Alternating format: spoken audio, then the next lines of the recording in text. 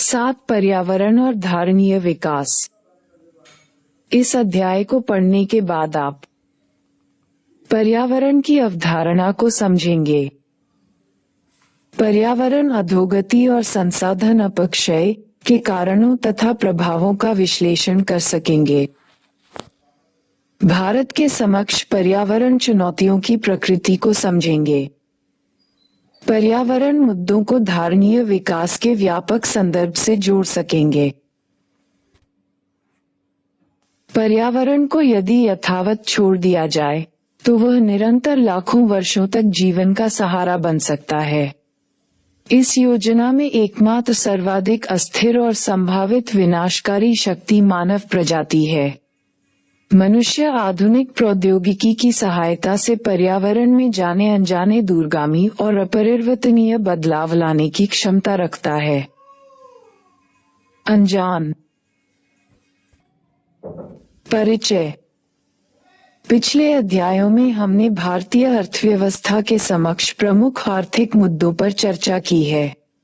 अभी तक प्राप्त आर्थिक विकास की हमने भारी कीमत चुकाई है। इसके लिए हमें पर्यावरण की गुणवत्ता की बलि देनी पड़ी है। अब जैसे जैसे हम वैश्वीकरण में, जिसका संकल्प उच्च आर्थिक समृद्धि है, प्रवेश करते हैं, वैसे वैसे हमें पहले के विकास पथ के पर्यावरण पर प्रतिकूल प्रभाव को ध्यान में रखना होगा और ध्यानपूर्वक धारणीय विकास के पथ को चुनना होगा। हमारे द्वारा अपनाए गए विकास के अधारणीय पथ और धारणीय विकास की चुनौतियों को समझने के लिए सबसे पहले हमें आर्थिक विकास में पर्यावरण के महत्व और योगदान को समझना होगा। इस बात को ध्यान में रखते हुए इस अध्याय को 3 भागों में बांटा गया है। पहला भाग पर्यावरण के कार्यों व भूमिका से संबंधित है। दूसरे भाग में भारत में पर्यावरण की स्थिति पर चर्चा की गई है और तीसरे भाग में धारणीय विकास प्राप्त करने के लिए उठाए गए कदमों और युक्तियों पर विचार किया गया है। 7.2 पर्यावरण परिभाषा और कार्य। पर्यावरण को समस्त भूमंडलीय विरासत और सभी संसाधनों की समग्रता के रूप में परिभाषित किया जाता है। इसमें वे सभी जैविक और अजैविक तत्व आते हैं जो एक दूसरे को प्रभावित करते हैं। सभी जीवित तत्व जैसे पक्षी, पशु, पौधे, वन, मत्स्य आदि जैविक तत्व हैं, जबकि हवा, पानी, भूमि अजैविक तत्व हैं। चट्टान और सूर्य किरण पर्यावरण के अजैविक तत्व के उदाहरण हैं। पर्यावरण अध्ययन के अंतर्गत इन्हीं जैविक और अजैविक घटकों के बीच अंतर्संबंधों का अध्ययन किया जाता है। पर्यावरण के कार्य। पर्यावरण 4 आवश्यक कार्य करता है। ये संसाधनों की पूर्ति करता है, जिसमें नवीकरणीय और गैर नवीकरणीय दोनों प्रकार के संसाधन शामिल होते हैं। नवीनीकरण योग्य संसाधन वे हैं जिनका उपयोग संसाधन के क्षय या समाप्त होने की आशंका के बिना किया जा सकता है, अर्थात संसाधनों की पूर्ति निरंतर बनी रहती है। नवीकरणीय संसाधनों के उदाहरणों में वनों में पेड़ और समुद्र में मछलियां हैं। दूसरी ओर गैर नवीनीकरण योग्य संसाधन वे हैं जो कि निष्कर्षण और उपयोग से समाप्त हो जाते हैं।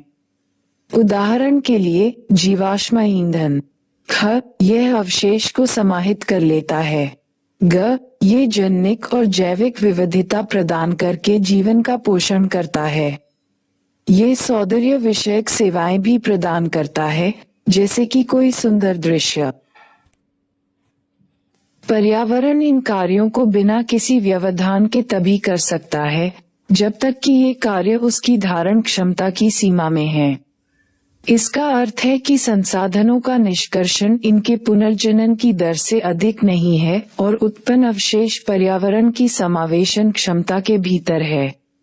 जब ऐसा नहीं होता तो पर्यावरण जीवन पोषण का अपना तीसरा और महत्वपूर्ण कार्य करने में असफल हो जाता है और इससे पर्यावरण संकट पैदा होता है। पूरे विश्व में आज यही स्थिति है। विकासशील देशों की तेजी से बढ़ती जनसंख्या और विकसित देशों के समृद्ध उपभोग तथा उत्पादन मानकों ने पर्यावरण के पहले दो कार्यों पर भारी दबाव डाल डाला है। अनेक संसाधन विलुप्त हो गए हैं और सृजित अवशेष पर्यावरण के अवशोषी क्षमता के बाहर हैं।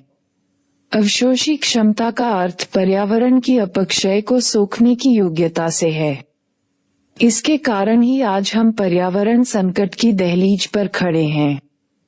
विकास के क्रम में नदियां और अन्य जल स्रोत प्रदूषित हुए हैं और सूख गए हैं। इसने जल को एक आर्थिक वस्तु बना दिया है। इसके साथ ही नवीकरणीय और गैर नवीकरणीय संसाधनों के गहन और विस्तृत निष्कर्षण से अनेक महत्वपूर्ण संसाधन विलुप्त हो गए हैं और हम नए संसाधनों की खोज में प्रौद्योगिकी व अनुसंधान पर विशाल राशि व्यय करने के लिए मजबूर हैं। इसके साथ जुड़ी है पर्यावरण अपक्षय की गुणवत्ता की स्वास्थ्य लागत, जल और वायु की गुणवत्ता की गिरावट। भारत में 70% जल प्रदूषित है, से सांस और जल संक्रामक रोगों की घटनाएं बढ़ी हैं। परिणामस्वरूप व्यय भी बढ़ता जा रहा है। वैश्विक पर्यावरण मुद्दों जैसे वैश्विक उष्णता और ओजोन क्षय ने स्थिति को और भी गंभीर बना दिया है, जिसके कारण सरकार को अधिक धन व्यय करना पड़ा। अतः ये स्पष्ट है कि नकारात्मक पर्यावरण प्रभावों की अवसर लागत बहुत अधिक है। यहाँ सबसे बड़ा प्रश्न यह उठता है कि क्या पर्यावरण समस्याएं इस शताब्दी के लिए नई हैं? यदि ऐसा है तो क्यों? इस प्रश्न के उत्तर के लिए कुछ विस्तार में जाने की आवश्यकता है। प्रारंभ के दिनों में जब सभ्यता शुरू ही हुई थी या जनसंख्या में इस असाधारण वृद्धि के पूर्व और देशों द्वारा औद्योगिकरण अपनाने के पहले पर्यावरण संसाधनों की मांग और सेवाएं उनकी पूर्ति से बहुत कम थी। इसका अर्थ हुआ कि प्रदूषण पर्यावरण की अवशोषी क्षमता के भीतर था और संसाधन निष्कर्षण की दर इन संसाधनों के पुनः सर्जन की दर से कम थी। इसलिए पर्यावरण समस्याएं उत्पन्न नहीं हुई थी। लेकिन जनसंख्या विस्फोट और जनसंख्या की बढ़ती हुई आवश्यकताओं की पूर्ति के लिए औद्योगिक क्रांति के आगमन से स्थिति बदल गई। परिणामस्वरूप उत्पादन और उपभोग के लिए संसाधनों की मांग संसाधनों की पुनः सर्जन की दर से बहुत अधिक हो गई। पर्यावरण की अवशोषी क्षमता पर दबाव बुरी तरह से बढ़ गया। ये प्रवृत्ति आज भी जारी है। इस तरह से पर्यावरण की गुणवत्ता के मामले में मांग पूर्ति संबंध पूरी तरह से उलट गए हैं। अब हमारे सामने पर्यावरण संसाधनों और सेवाओं की मांग अधिक है, लेकिन उनकी पूर्ति सीमित है, जिसके कारण अधिक उपयोग और दुरुपयोग हैं। इसीलिए अवशिष्ट सृजन और प्रदूषण के पर्यावरण मुद्दे आजकल बहुत गंभीर हो गए हैं। बॉक्स 7.1 वैश्विक उष्णता। वैश्विक उष्णता पृथ्वी और समुद्र के वातावरण के औसत तापमान में वृद्धि को कहते हैं।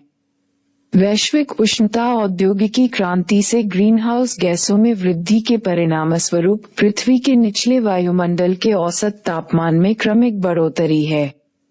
वर्तमान में और आने वाले दिनों में वैश्विक उष्णता में अधिकांश मानव उत्प्रेरित है। ये मानव द्वारा वनविनाश तथा जीवाश्म ईंधन के जलने से कार्बन डाइऑक्साइड और अन्य ग्रीन हाउस गैसों की वृद्धि के कारण होता है।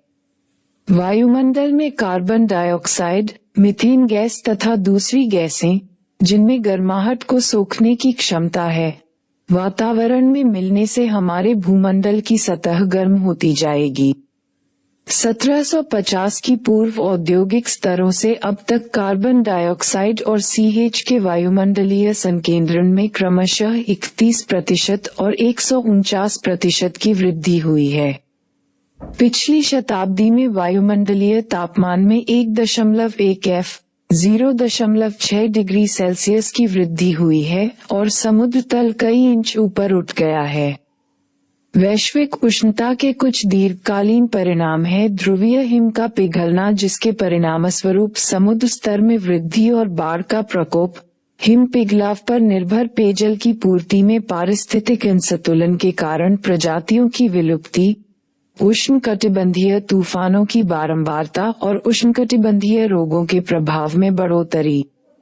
वैश्विक उष्णता में योगदान करने वाले अन्य तत्व हैं कोयला व पेट्रोल उत्पाद का प्रज्वलन, ये carbon dioxide, methane, nitrous oxide, ozone के स्रोत हैं, वनविनाश जो कि वातावरण में कार्बन डाइऑक्साइड की मात्रा में वृद्धि करता है, जानवरों की अपशिष्ट से निकलने वाली मीथेन गैस और पशु की संख्या में वृद्धि जो कि वनविनाश, मीथेन उत्पादन और जीवाश्म ईंधन के प्रयोग में योगदान करती है।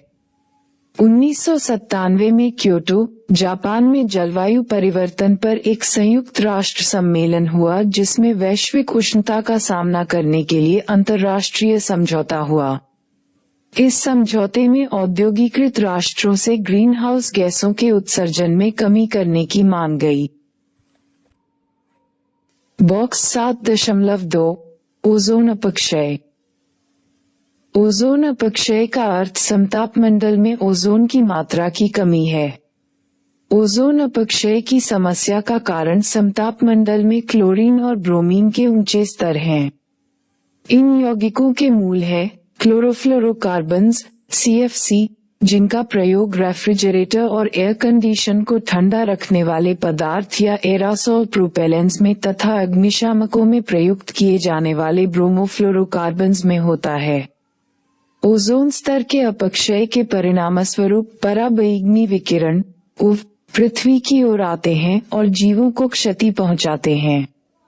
ऐसा लगता है कि विकिरण से मनुष्यों में त्वचा कैंसर होता है। ये पादप्लवक फिटोप्लैंक्टन के उत्पादन को कम कर जलीय जीवों को प्रभावित करता है। ये स्थलीय पौधों की समृद्धि को भी प्रभावित करता है। 1979 से 1990 के बीच ओजोन स्तर में लगभग 5% की कमी आई। चूंकि ओजोन स्तर सर्वाधिक हानिकारक पराबैंगनी किरणों को पृथ्वी के वायुमंडल में आने से रोकता है, इसलिए अनुमानित ओजोन में कमी विश्व भर में चिंता का विषय है। इसके कारण मॉन्ट्रियल प्रोटोकॉल को अपनाना पड़ा। इसके तहत CFC यौगिकों तथा अन्य ओजोन अपक्षयक रसायनों के प्रयोग पर रोक लगाना पड़ा, जैसे कार्बन टेट्राक्लोराइड, ट्रिक्लोरोथेन, जिन्हें थाइल क्लोरोफॉर्म भी ब्रोमाइन यौगिक तत्व जिन्हें हेलुम कहा जाता है।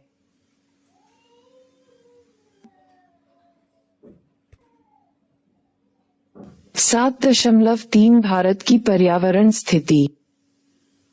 भूमि की उच्च गुणवत्ता, सैकड़ों नदियां व उपनदियां, हरे भरे वन, भूमि के सतह के नीचे बहुतायत में उपलब्ध खनिज पदार्थ, हिंद महासागर का विस्तृत क्षेत्र, पहाड़ों की श्रृंखला आदि के रूप में भारत के पास पर्याप्त प्राकृतिक संसाधन हैं।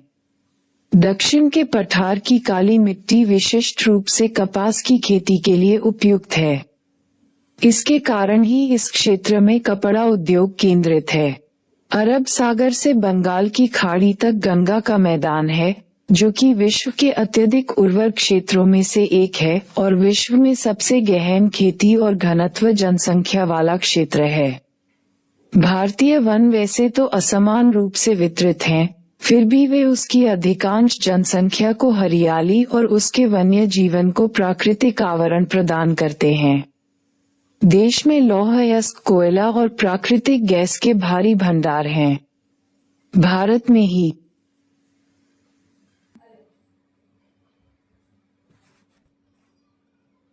विश्व के समस्त लौह अयस्क भंडार का 8% उपलब्ध है।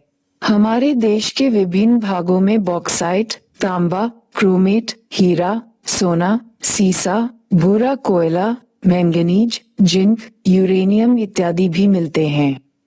लेकिन भारत में विकास गतिविधियों के फलस्वरूप उसके सीमित प्राकृतिक संसाधनों पर दबाव पड़ रहा है। इसके साथ साथ मानव स्वास्थ्य और सुख समृद्धि पर भी उसका असर पड़ रहा है।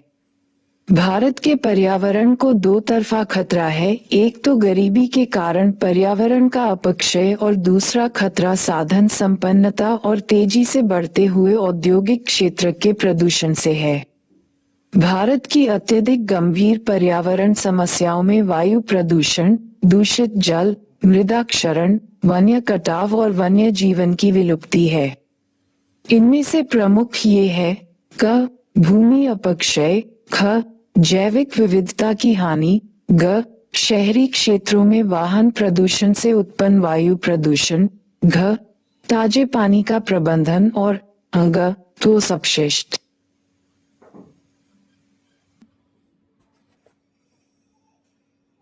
प्रबंधन। भारत में भूमि का अपक्षय विभिन्न मात्रा और रूपों में हुआ है, जो कि मुख्य रूप से अस्थिर प्रयोग और अनुपयुक्त प्रबंधन कार्य प्रणाली का परिणाम है। भूमि के अपक्षय के लिए उत्तरदायी कुछ प्रमुख कारण हैं: क, वन विनाश के फलस्वरूप वनस्पति की हानि, ख, अधारणीय जलाव लकड़ी और चारे का निष्कर्षण, ग, खेती बाड़ी, घ, वन भूमि का अतिक्रमण, ग, वनों में आग और अत्यधिक चराई, च, भू संरक्षण हेतु।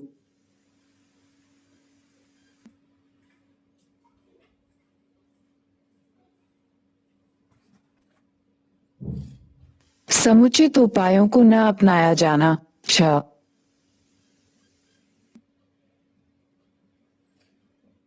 अनुचित फसल चक्र, ज, कृषि रसायन का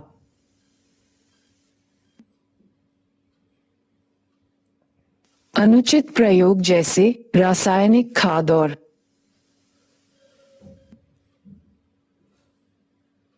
कीटनाशक, झ, सिंचाई व्यवस्था का नियोजन।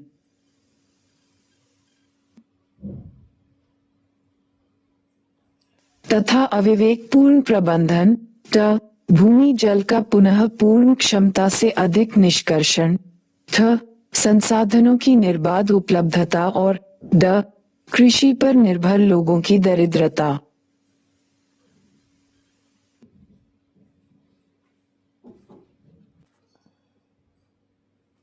भारत विश्व जनसंख्या के लगभग 17% और विश्व पशुधन के 20% को विश्व के कुल भौगोलिक क्षेत्र के मात्र 2.5% क्षेत्र में आश्रय देता है। जनसंख्या और पशुधन का अधिक घनत्व और वानिकी, कृषि, चराई, मानव बस्तियां और उद्योगों के प्रतिस्पर्धी उपयोगों से देश के निश्चित भू संसाधनों पर भारी दबाव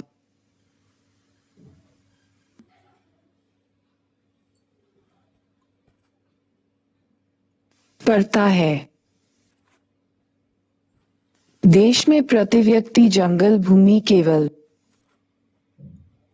0.06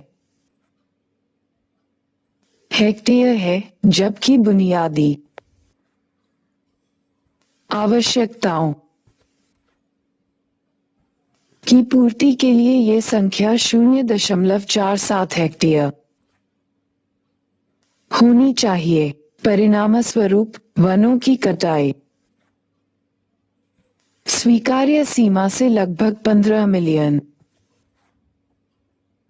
क्यूबिक मीटर अधिक होती है। मृदा क्षरण के अनुमान ये दर्शाते हैं कि पूरे देश में एक वर्ष में भूमि का क्षरण 5.3 बिलियन टन प्रतिशत की दर से हो रहा है और इससे देश को प्रत्येक वर्ष 0.8 million ton nitrogen, 1.8 million ton phosphorus और 26.3 मिलियन टन पोटाशियम का नुकसान होता है। भारत सरकार के अनुसार प्रत्येक वर्ष भूमि क्षय से 5.8 मिलियन टन से 8.4 मिलियन टन पोषक तत्वों की क्षति होती है। भारत में शहरी इलाकों में वायु प्रदूषण बहुत है, जिसमें वाहनों का सर्वाधिक योगदान है। कुछ अन्य क्षेत्रों में उद्योगों के भारी जमाव और थर्मल पावर संयंत्रों के कारण वायु प्रदूषण होता है। वाहन उत्सर्जन चिंता का प्रमुख कारण है क्योंकि यह धरातल पर वायु प्रदूषण का स्रोत है और आम जनता पर अधिकतम प्रभाव डालता है। मोटर वाहनों की संख्या 1951 के 3 लाख से बढ़कर 2019 में 30 करोड़ हो गई। 2016 में व्यक्तिगत परिवहन वाहन, केवल 2 पहिए वाहन और कार संख्या कुल पंजीकृत वाहनों का 85% थी।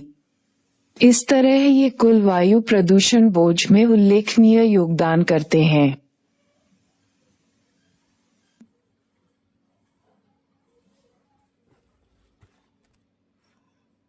भारत विश्व का 10वां सर्वाधिक औद्योगिक देश है, लेकिन इसके कारण से अनचाहे और अप्रत्याशित परिणाम जैसे अनियोजित शहरीकरण, प्रदूषण और दुर्घटनाओं का जोखिम जुड़े हुए हैं।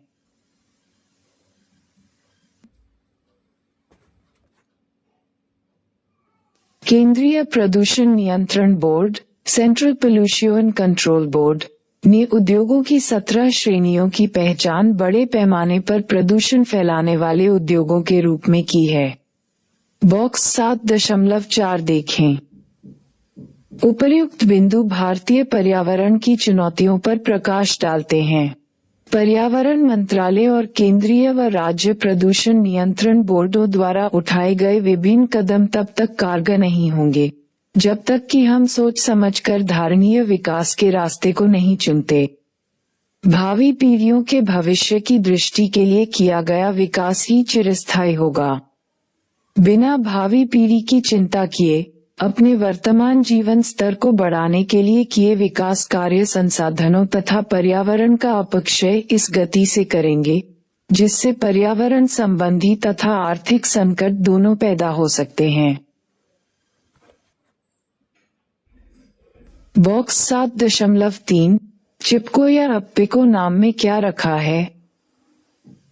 आप चिपको आंदोलन के बारे में जानते होंगे, जिसका उद्देश्य हिमालय पर्वत में वनों का संरक्षण करना है।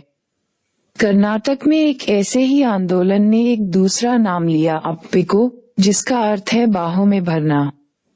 8 सितंबर 1983 को सिरसी जिले के सलकानी वन में वृक्ष काटे जा रहे थे।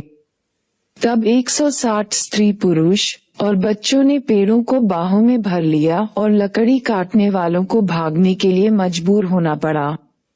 वे अगले 6 सप्ताह तक वन की पहरेदारी करते रहे। इन स्वयंसेवकों ने वृक्षों को तभी छोड़ा जब वन विभाग के अधिकारियों ने उन्हें आश्वासन दिया कि वृक्ष वैज्ञानिक आधार पर और जिले की वन संबंधी कार्य योजना के तहत काटे जाएंगे। जब ठेकेदार द्वारा वाणिज्यिक कटाई से अनेक प्राकृतिक वनों को हानि पहुंची, तो वृक्षों को बाहों में भर लेने के विचार ने लोगों में यह आशा और विश्वास उत्पन्न किया कि वे वनों का संरक्षण कर सकते हैं। उस विशेष घटना से जब वृक्षों की कटाई रुक गई, लोगों के द्वारा 12,000 वृक्षों को बचाया गया। कुछ ही महीनों में यह आंदोलन पास के कई जिलों में भी फैल गया। ईंधन की लकड़ी और औद्योगिकी प्रयोग के लिए पेड़ों की बेरोक टोक कटाई से अनेक पर्यावरण समस्याओं का जन्म हुआ। उत्तर कनारा क्षेत्र में एक कागज मिल बनने के 12 साल बाद उस क्षेत्र में बांस विलुप्त हो गए। एक किसान ने ये बतलाया कि बड़ी बड़ी पत्तियों वाले पेड़, जो कि भूमि को वर्षा के प्रत्यक्ष आक्रमण से रक्षा करते थे, समाप्त कर दिए गए। इससे मिट्टी वर्षा जल के साथ बह गई और अब सिर्फ कंकड़ वाली मिट्टी रह गई। अब घास के अलावा वहां कुछ भी नहीं पैदा होता। किसान ये भी शिकायत करते हैं कि नदियां और उपनदियां जल्दी सूख रही हैं और वर्षा की मात्रा भी अनियमित हो गई है। ऐसी बीमारियां और कीटाणु जो पहले नहीं थे, फसलों को नुकसान पहुंचा रहे हैं। अप्पिको स्वयंसेवक, ठेकेदारों और वन अधिकारियों से यह चाहते हैं कि वे कुछ नियमों तथा प्रतिबंधों का पालन करें। उदाहरण के लिए, वे चाहते हैं कि काटने के लिए वृक्षों को चिन्हित करने के पूर्व स्थानीय जनता से परामर्श लिया जाए और किसी जल स्रोत के 100 मीटर क्षेत्र में और 30 डिग्री और उसके ऊपर की ढलान के वृक्षों को न काटा जाए। क्या आप जानते हैं कि उद्योगों को सरकार वन भूमि प्रदान करती है ताकि वे औद्योगिक उत्पादों के लिए वनों को कच्चे माल उपलब्ध करा सकें? भले ही एक कागज मिल 10,000 मजदूरों को और एक प्लाईवुड फैक्ट्री 800 लोगों को नौकरी देती हो, परंतु यदि ये 10 लाख लोगों को उनकी दैनिक आवश्यकताओं से वंचित कर देती है, तो क्या ये स्वीकार्य है? आप क्या सोचते हैं? बॉक्स 7.4 प्रदूषण नियंत्रण बोर्ड। भारत में वायु तथा जल प्रदूषण की दो प्रमुख पर्यावरण चिंताओं से निपटने के लिए सरकार ने 1974 में केंद्रीय प्रदूषण नियंत्रण बोर्ड (CPCB) की स्थापना की। इसके बाद राज्य स्तर पर सभी पर्यावरण चिंताओं से निपटने के लिए राज्यों ने अपने अपने बोर्ड बनाए। ये बोर्ड CPCB जल, वायु और भूमि प्रदूषण से संबंधित सूचनाओं का संकलन और वितरण करते हैं। वे कचरे, व्यापार, निकास और उत्सर्जन के मानक निर्धारित करते हैं। ये बोर्ड सरकारों को जल प्रदूषण के रोकथाम, नियंत्रण और कमी के लिए जल धाराओं द्वारा नदियों और कुओं की स्वच्छता के संवर्धन के लिए तकनीकी सहायता प्रदान करते हैं। इनका कार्य वायु की गुणवत्ता में सुधार भी है। ये देश में वायु प्रदूषण के नियंत्रण द्वारा भी सरकारों को तकनीकी सहायता प्रदान करते हैं। ये बोर्ड जल व वायु प्रदूषण से संबंधित समस्याओं की जांच व अनुसंधान भी करते हैं और ऐसी जांच व अनुसंधान को प्रायोजित करते हैं। इसके लिए वे जन संचार के माध्यम से जन जागरूकता कार्यक्रम संगठित करते हैं। PCB कचरे व वाणिज्य अपशिष्टों के निपटान और उपचार से संबंधित नियमावली, संहिता और मार्गदर्शक सूचिका तैयार करते हैं। उद्योगों के विनियमन द्वारा वे वायु गुणवत्ता का मूल्यांकन करते हैं। वास्तव में अपने जिला स्तरीय अधिकारियों के माध्यम से राज्य बोर्ड अपने क्षेत्राधिकार में आने वाले प्रत्येक उद्योग का समय समय पर निरीक्षण, निकास और गैसीय उत्सर्जन के हेतु उपलब्ध उपायों की पर्याप्तता का विश्लेषण करने के लिए करता है। वे उद्योग स्थान निर्धारण व नगर नियोजन के लिए आवश्यक पृष्ठभूमि तथा वायु गुणवत्ता आंकड़े भी प्रदान करता है। प्रदूषण नियंत्रण बोर्ड जल प्रदूषण से संबंधित तकनीकी और सांख्यिकी आंकड़ों का संकलन, संपादन और वितरण करते हैं। ये 125 नदियों, इसमें उपनदियां भी शामिल हैं, कुएं, झील, खाड़ी, तालाब, टैंक, नाले और नहरों में जल की गुणवत्ता की देखरेख करते हैं। ग्रेटर देन निकट के कारखाने सिंचाई विभाग में जाए और जल तथा वायु प्रदूषण को नियंत्रित करने के लिए उनके द्वारा अपनाए गए उपायों का विवरण इकट्ठा कीजिए।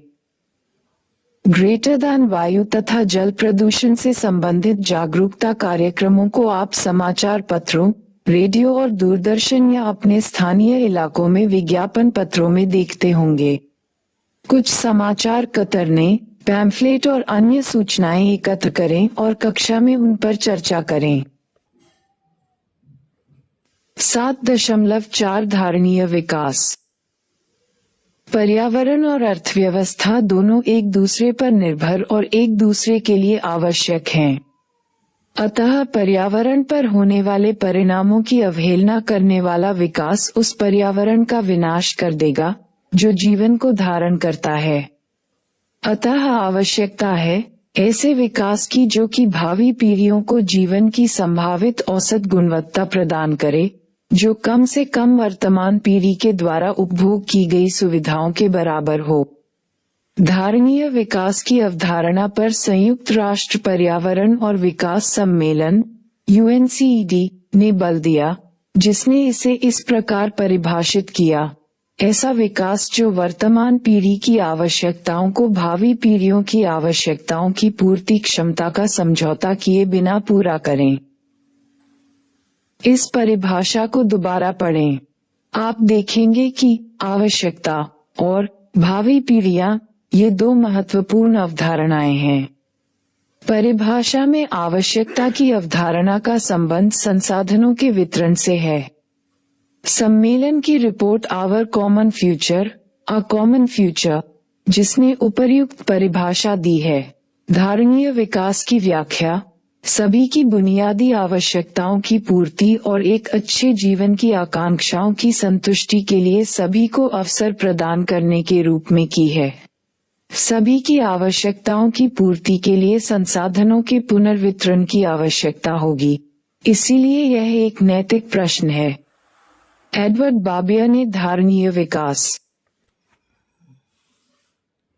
की परिभाषा बुनियादी स्तर पर गरीबों के जीवन के भौतिक मानकों को ऊंचा उठाने के संदर्भ में दी है, जिसे आय, वास्तविक आय, शैक्षिकी सेवाएं, स्वास्थ्य देखभाल, सफाई, जल पूर्ति इत्यादि के रूप में परिमाणात्मक रूप से मापा जा सकता है। अधिक स्पष्ट शब्दों में हम कह सकते हैं कि धारणीय विकास का लक्ष्य गरीबों की समग्र दरिद्रता को कम करके उन्हें चिरस्थायी व सुरक्षित जीविका निर्वाह साधन प्रदान करना है, जिससे संसाधन अपक्षय, पर्यावरण अपक्षय, सांस्कृतिक विघटन और सामाजिक अस्थिरता न्यूनतम हो। इस अर्थ में धारणीय विकास का अर्थ उस विकास से है जो सभी की, विशेष रूप से बहुसंख्यक निर्धनों की, बुनियादी आवश्यकताओं जैसे रोजगार, भोजन, ऊर्जा, जल, आवास आदि की पूर्ति करे और इन आवश्यकताओं की पूर्ति हेतु कृषि, विनिर्माण, बिजली और सेवाओं की वृद्धि सुनिश्चित करे। ब्रुटलैंड कमीशन ने भावी पीढ़ी को संरक्षित करने पर जोर दिया। ये पर्यावरणविदों के उस तर्क के अनुकूल है जिसमें उन्होंने इस बात पर जोर दिया है कि यह हमारा नैतिक दायित्व है कि हम भावी पीढ़ी को एक व्यवस्थित भूमंडल प्रदान करें। दूसरे शब्दों में, वर्तमान पीढ़ी को आगामी पीढ़ी द्वारा एक बेहतर पर्यावरण उत्तराधिकार के रूप में सौंपा जाना चाहिए। कम से कम हमें आगामी पीढ़ी के जीवन के लिए अच्छी गुणवत्ता वाली परिसंपत्तियों का भंडार छोड़ना चाहिए, जो कि हमें उत्तराधिकार के रूप में प्राप्त हुआ है।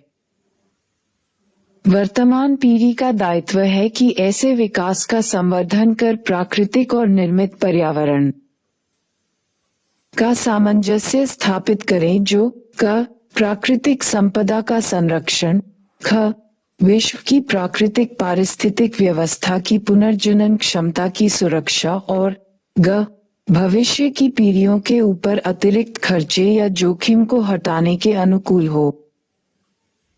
हरमन डेली, एक विख्यात पर्यावरणवादी अर्थशास्त्री के अनुसार धारणीय विकास की प्राप्ति के लिए निम्नलिखित आवश्यकताएं हैं।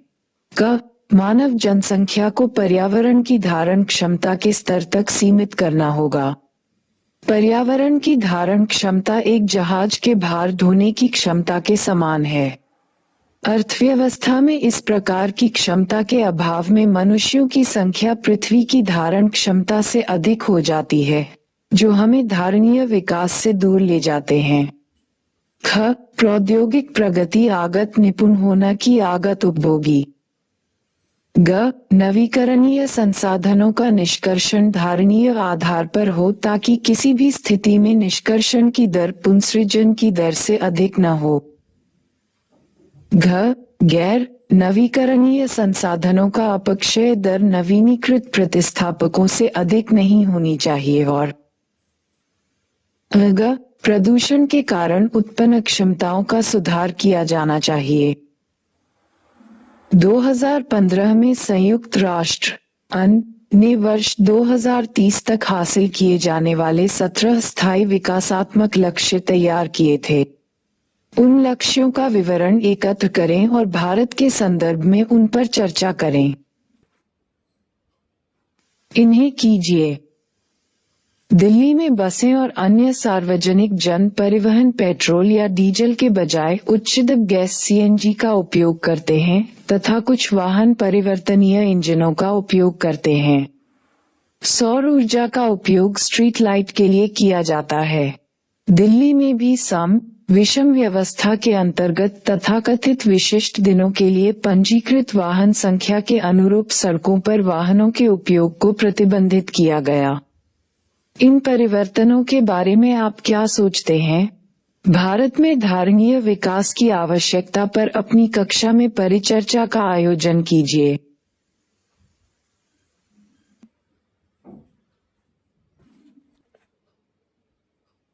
7.5 धारणीय विकास की रणनीतियां। ऊर्जा के गैर पारंपरिक स्रोतों का उपयोग। जैसा कि आप जानते हैं कि भारत अपनी विद्युत आवश्यकताओं के लिए थर्मल और हाइड्रो पावर संयंत्रों पर बहुत अधिक निर्भर है। इन दोनों का पर्यावरण पर प्रतिकूल प्रभाव पड़ता है। थर्मल पावर संयंत्र बड़ी मात्रा में कार्बन डाइऑक्साइड का उत्सर्जन करते हैं, जो एक ग्रीन हाउस गैस है। थर्मल पावर प्लांटों से बड़ी मात्रा में धुएं के रूप में राख भी निकलती है, जिसका उचित उपयोग न हो तो जल, भूमि और पर्यावरण के अन्य संघटकों के प्रदूषण का कारण हो सकता है। जल विद्युत परियोजनाओं से वन जलमग्न हो जाते हैं और नदी प्रवाह क्षेत्रों तथा नदी की घाटियों के प्राकृतिक प्रवाह में हस्तक्षेप करते हैं। वायु शक्ति और सौर किरणें पारंपरिक ऊर्जा के अच्छे उदाहरण हैं। हाल के वर्षों में इन ऊर्जा संसाधनों का लाभ उठाने के लिए कुछ प्रयास किए जा रहे हैं। अपने क्षेत्र में स्थापित किसी भी इकाई का विवरण एकत्र करें, यदि कोई हो, और कक्षा में चर्चा करें। ग्रामीण क्षेत्रों में एलपीजी, गोबर गैस। ग्रामीण क्षेत्र में रहने वाले परिवार प्रायः लकड़ी, उपले और अन्य जैविक पदार्थों का इस्तेमाल ईंधन के रूप में करते हैं। इससे वन विनाश, हरित क्षेत्र में कमी, मवेशियों के गोबर का अपव्यय और वायु प्रदूषण जैसे अनेक प्रतिकूल प्रभाव होते हैं। इस स्थिति को सुधारने के लिए सहायकी द्वारा कम कीमत पर तरल पेट्रोलियम गैस एलपीजी प्रदान की जा रही है। इसके अतिरिक्त गोबर गैस संयंत्र आसान ऋण और सहायकी देकर उपलब्ध कराए जा रहे हैं। जहां तक तरल पेट्रोलियम गैस का संबंध है, यह एक स्वच्छ ईंधन है जो कि परिवारों में प्रदूषण को काफी हद तक कम करता है। इसमें ऊर्जा का अपव्यय भी न्यूनतम होता है। गोबर गैस संयंत्र को चलाने के लिए गोबर को संयंत्र में डाला जाता है और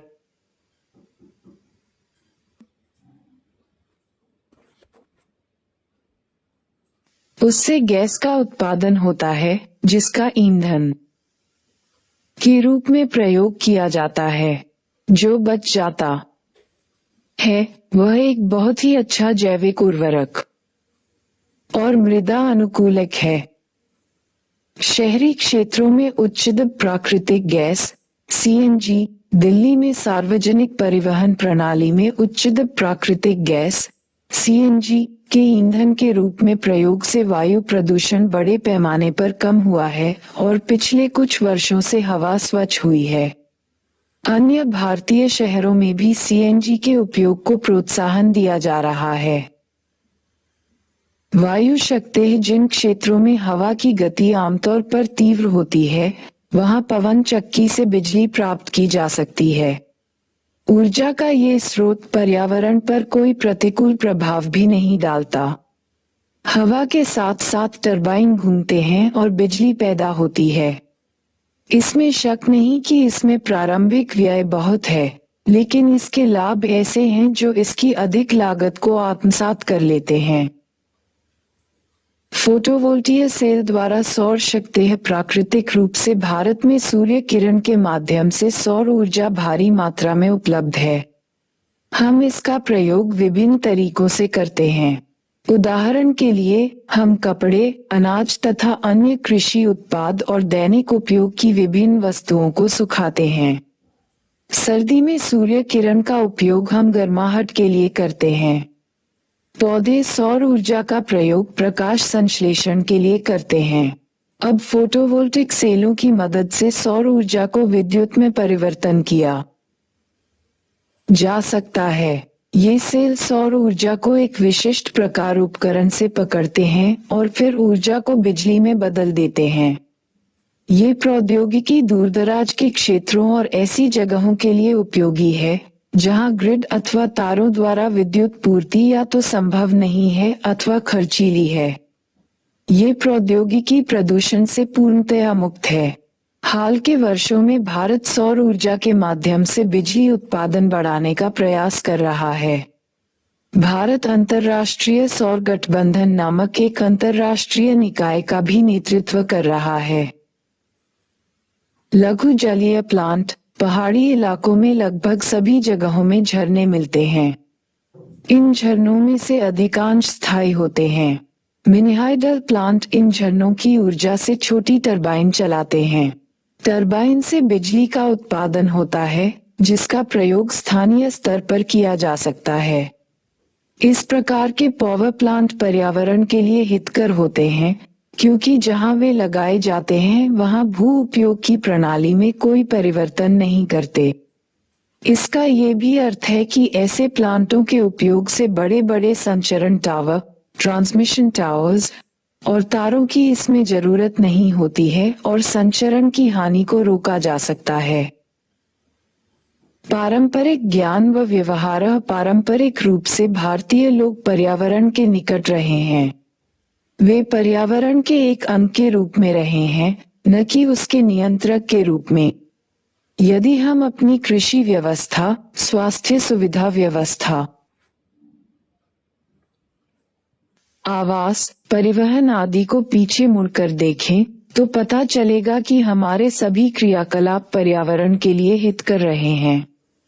लेकिन आजकल हम अपनी पारंपरिक प्रणालियों से दूर हो गए हैं, जिससे हमारे पर्यावरण और हमारी ग्रामीण विरासत को भारी मात्रा में हानि पहुंची है। अब समय आ गया है कि हम पारंपरिक ज्ञान पर ध्यान दें। इसका सबसे अच्छा उदाहरण स्वास्थ्य की देखभाल है। भारत बहुत ही सौभाग्यशाली है। यहाँ औषधि गुण से युक्त पौधों की लगभग 15,000 प्रजातियां हैं। इनमें से लगभग 8,000 जड़ी बूटियों का प्रयोग उपचार की विभिन्न प्रणालियों में लोक परंपरा सहित नियमित रूप से होता है। उपचार की पश्चिमी पद्धति के अचानक आ जाने से हमने पारंपरिक प्रणालियों जैसे आयुर्वेदिक, यूनानी, तिब्बती व लोक प्रणालियों की अवहेलना शुरू की।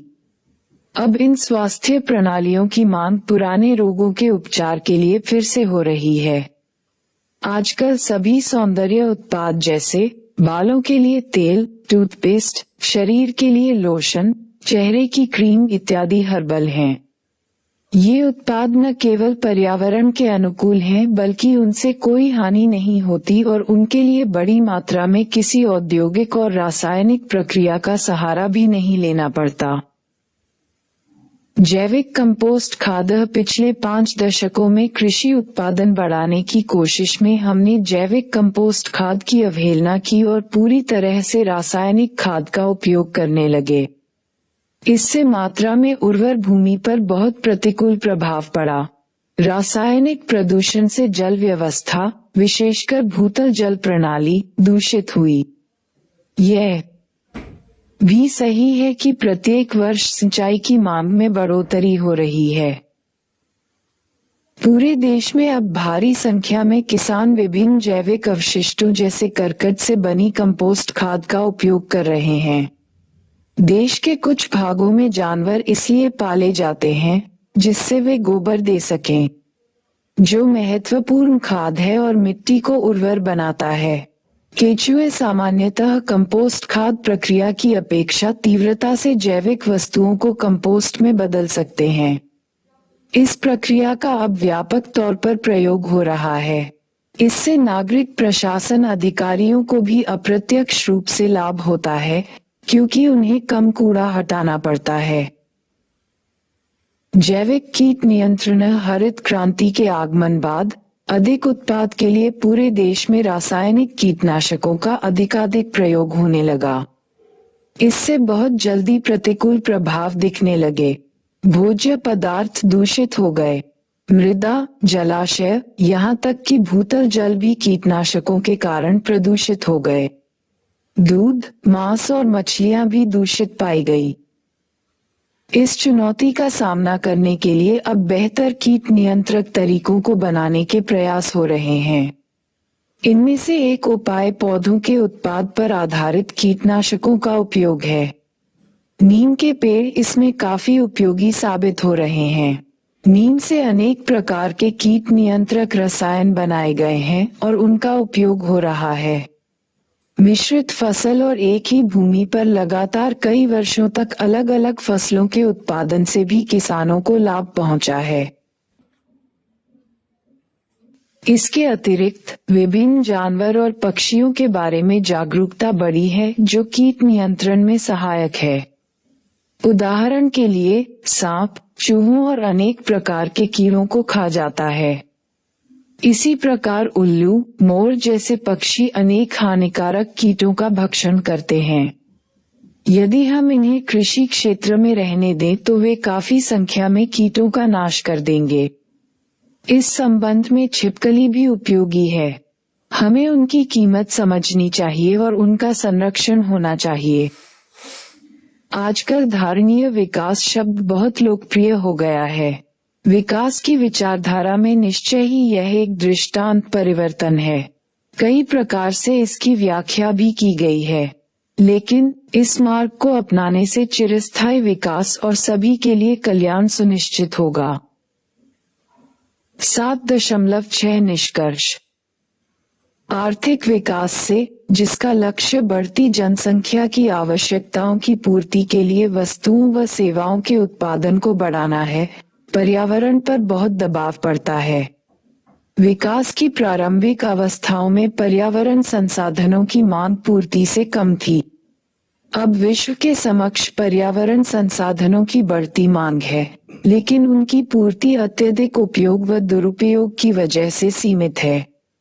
धारणीय विकास का लक्ष्य उस प्रकार के विकास का संवर्धन है जो कि पर्यावरण समस्याओं को कम करे और भावी पीढ़ी की आवश्यकताओं की पूर्ति करने की क्षमता से समझौता किए बिना वर्तमान पीढ़ी की जरूरतों को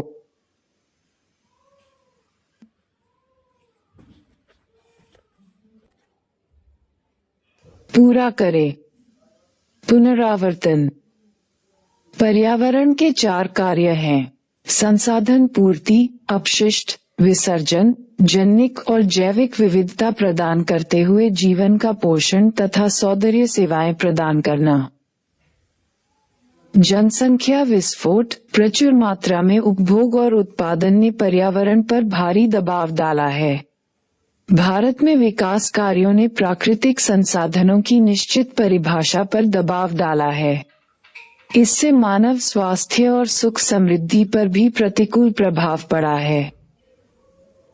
भारत के पर्यावरण पर 2 प्रकार के संकट मंडरा रहे हैं। पहला संकट तो निर्धनताजनित पर्यावरण क्षय का है और दूसरा संकट संपन्नता तथा तेजी से बढ़ते औद्योगिक क्षेत्र से हो रहे प्रदूषण का है। यद्यपि सरकार अनेक प्रकार के प्रयासों से पर्यावरण की रक्षा करने का यत्न कर रही है, फिर भी धारणीय विकास का मार्ग अपनाना आवश्यक है।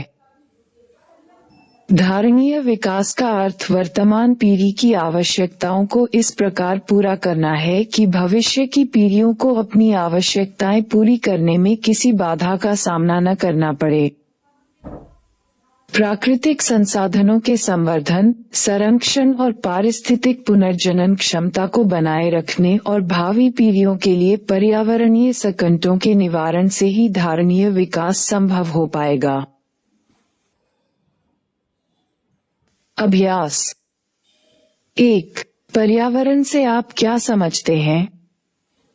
2. जब संसाधन निस्सरण की दर उनके पुनर्जनन की दर से बढ़ जाती है तो क्या होता है? 3. निम्न को नवीकरणीय और गैर नवीकरणीय संसाधनों में वर्गीकृत करें। क. वृक्ष, ख. मछली, ग. पेट्रोलियम, घ. कोयला, ग. लौह अयस्क, च. जल। 4. आजकल विश्व के सामने और की 2 प्रमुख पर्यावरण समस्याएं हैं। 5. निम्न कारक भारत में कैसे पर्यावरण संकट में योगदान करते हैं? सरकार के समक्ष वे कौन सी समस्याएं पैदा करते हैं? बढ़ती जनसंख्या, वायु प्रदूषण, जल प्रदूषण, संपन्न उपभोग मानक, निरक्षरता, औद्योगिकरण, शहरीकरण, वन क्षेत्र में कमी, अवैध वन कटाई और वैश्विक उष्णता। 6. पर्यावरण के क्या कार्य होते हैं? 7. भारत में भूक्षय के लिए उत्तरदायी 6 कारकों की पहचान करें। 8. समझाएं कि नकारात्मक पर्यावरणीय प्रभावों की अवसर लागत उच्च क्यों होती है। भारत में धारणीय विकास की प्राप्ति के लिए उपयुक्त उपायों की रूपरेखा प्रस्तुत करें। 9. 10. भारत में प्राकृतिक संसाधनों की प्रचुरता है, इस कथन के समर्थन में तर्क दें। 11. क्या पर्यावरण संकट एक नवीन परिघटना है? यदि हाँ, तो क्यों? 12. इनके 2 उदाहरण दें। क. पर्यावरणीय संसाधनों का अति प्रयोग। ख. पर्यावरणीय संसाधनों का दुरुपयोग। 13. पर्यावरण की 4 प्रमुख क्रियाओं का वर्णन कीजिए।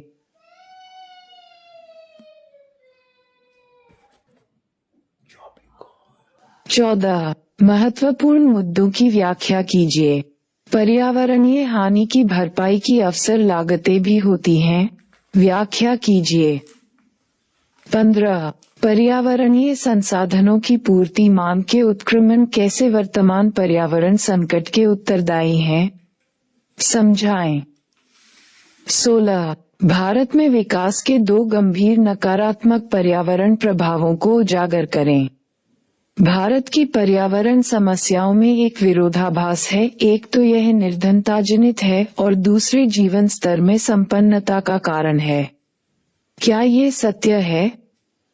17. धारणीय विकास क्या है?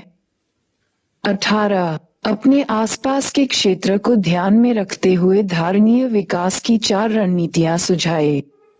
19. धारणीय विकास की परिभाषा में वर्तमान और भावी पीढ़ियों के बीच समता के विचार की व्याख्या करें।